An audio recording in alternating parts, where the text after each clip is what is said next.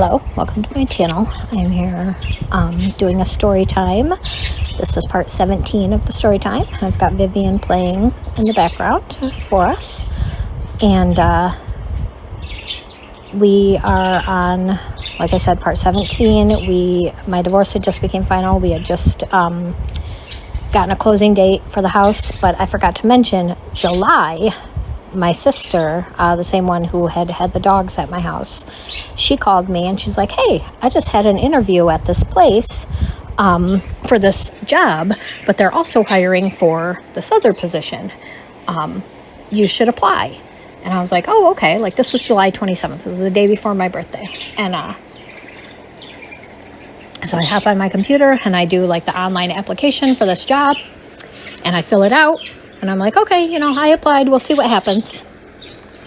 And so the very next morning on my birthday, I wake up and I get a phone call. And it's this job asking me if I'll come in for a job interview. I'm like, absolutely, I will. So I hop in my car. I believe I had Vincent and Vivian, but I think maybe I had my older kids watch them while I did the interview. Maybe I didn't have them. I don't remember, to be honest with you, like what the deal was with that. But I get in my car, I go to this job interview, and it's like a small office, and there's two ladies there, and they do this job interview, and basically they offer me the job on the spot. I tell them, absolutely, let me make sure that this is going to work out with, my job that I do right now. I get a hold of Vincent and Vivian's mom, let her know what's going on.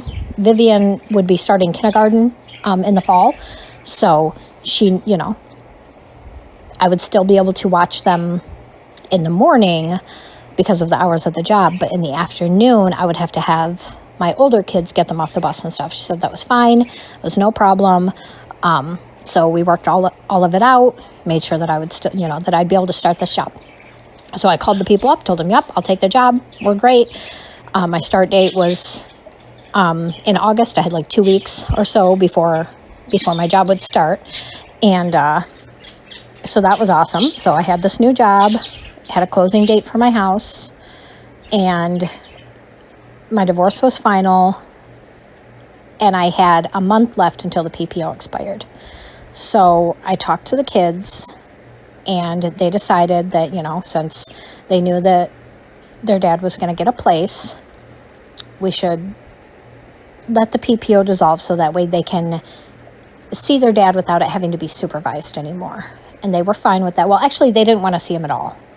But I was like, maybe we should, make it so you can at least see him, even if you still want me there, at least I'll be able to be there. It won't have to continuously be at grandma's because my mom did work.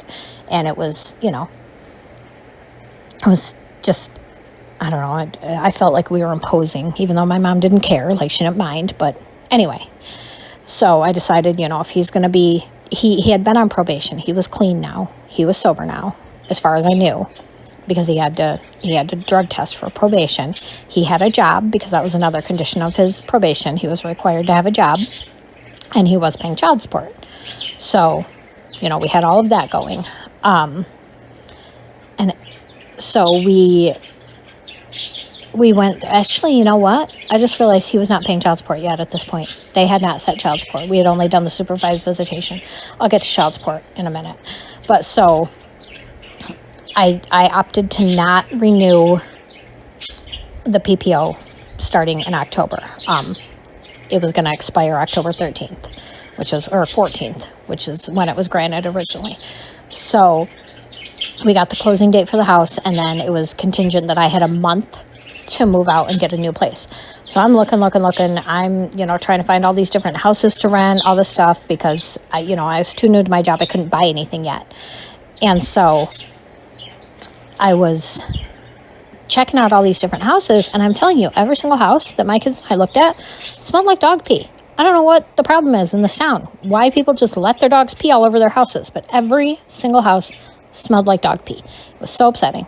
So we ended up having to rent kind of a crappy little place. Like, the place itself isn't bad, like structure-wise. Like, it's decent sized. It's got 3 bedrooms, 3 bathrooms.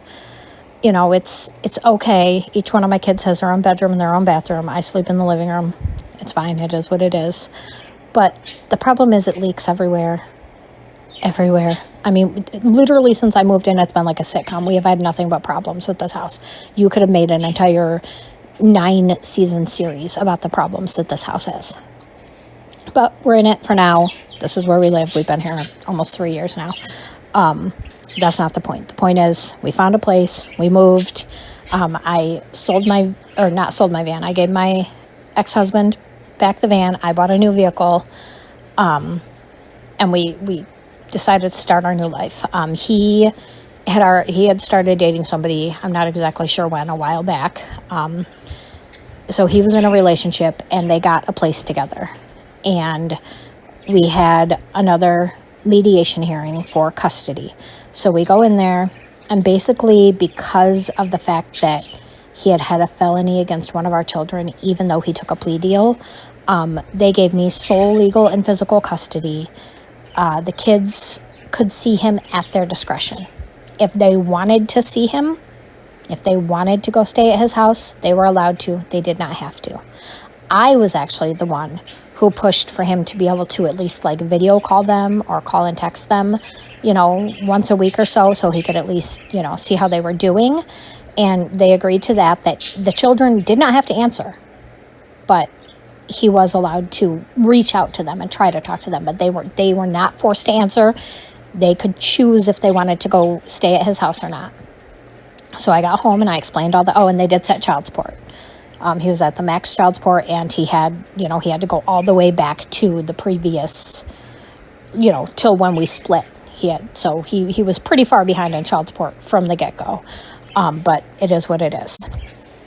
And so he had this job, he had this house, or he had a condo, and a new girlfriend, and I went home, and I didn't know about the girlfriend yet at this point, but I'll get to that, but he did have one, and I got home, and I sat the kids down, and I told them what the judge said. I said, the judge said, you can see your dad, you can go there for visitations, but you get to pick if you want to.